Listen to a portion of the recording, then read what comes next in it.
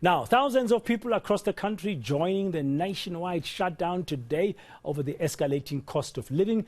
Trade unions say enough is enough and that urgent government intervention is now necessary. In Durban, Cosatu members handed over a memorandum at the City Hall, while in Polokwane, Limpopo, a memorandum has been handed to the Limpopo Premier Stan Mathabata. Covering the Polokwane march for us is my colleague, reporter Muloko Muloto, who's joining us now for the latest. The march is now done and dusted, Muloko. The memorandum has been handed over. How did the day go? What do the workers feel? Did they feel they've made their message to be heard loud and clear today? Well, good afternoon, Braden. Actually, two memoranda were handed over by the workers to the Premier of Limpopo. The first one was handed over by Saftu, who arrived about an hour or so before the march that was led by Cosatu President Singiswalozi, as well as the General Secretary of the SACP, Solima Paila. But when they started, these two groups, they actually gathered at one assembly point. One would have thought that given the fact that they are workers, their grievances are more or less the same, and they would be marching to the same place to hand over their memoranda. They actually gathered at two different sides of the assembly point, Braden. So the divisions, the rivalry, the cracks began to show right from the start. But there really was no animosity or tension. They, I assume, just wanted to maintain their independence. And then they marched in two separate groups towards the office of the Premier. First to hand over the memorandum was Saftu, led by their Deputy President, Mrs. Musima Maredi.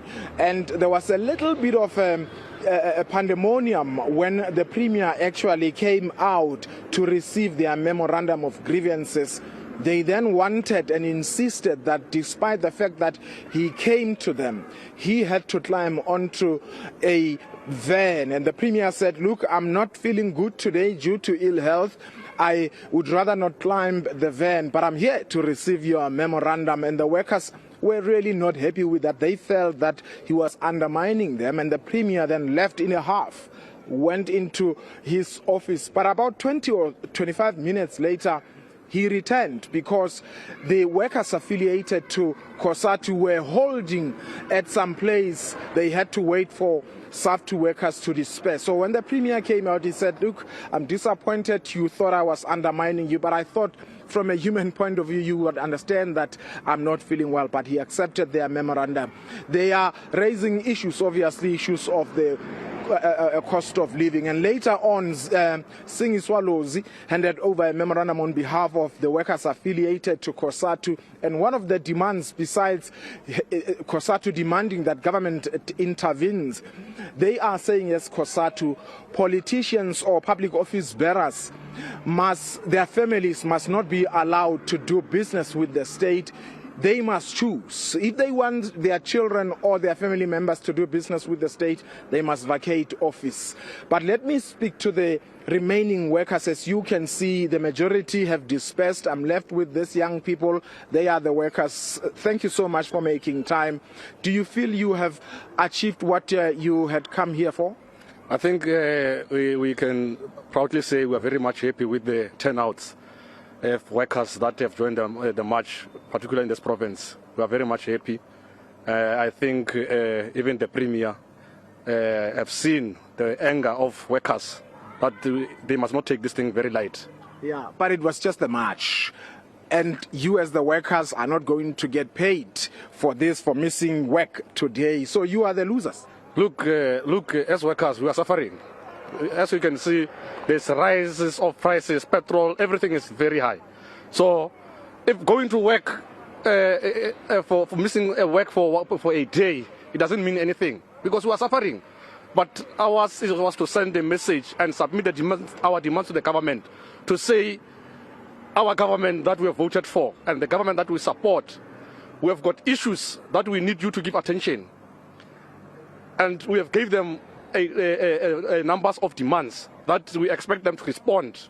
So we are waiting for the response, and we are sure and hopeful that the government will give us what we want. It is the government you support, the government that you campaigned for as workers affiliated to Cosatu. Was it worth it? Yes, look, in government we've got problem of individuals, and it's time, I think it's high time now to face that reality, that as workers we need to isolate these individuals that are anti-workers. It's time that we get rid of those people, and we send a message clear to government that we are not going to support anyone that is anti-workers, who doesn't support the issues of workers. We are tired of just supporting a bunch of people that are looking at their self-interest. Okay, let's diversify voices. Ma'am, what gives you hope that your demands are going to be met as workers?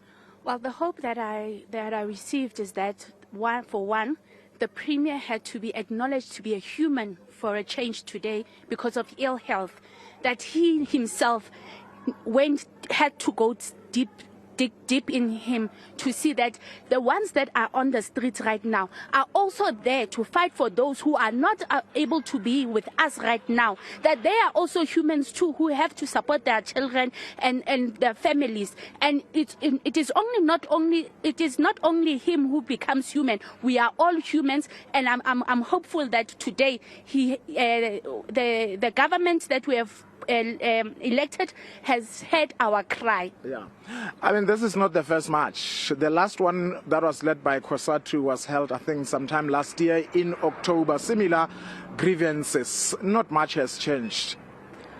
Well, Rome was not built in a day, and we are humans, and we believe that one day, it will one day. So I'm of the view that they will hear. Today, I'm hopeful he has heard.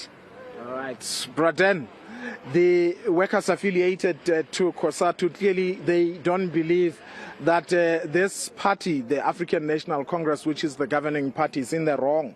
They are blaming individuals. Of course, they have dispersed. Tomorrow they have to go back to their workplaces. What is going to change? I guess all of us as South Africans will have to wait and see if ever all the issues they have raised will ever be attended to and will ever change. Thank you very much, Muluku Muloto there in Polokwane, just gauging some of the sentiments at the end of this National Shutdown Day from some of the workers who were marching there earlier today.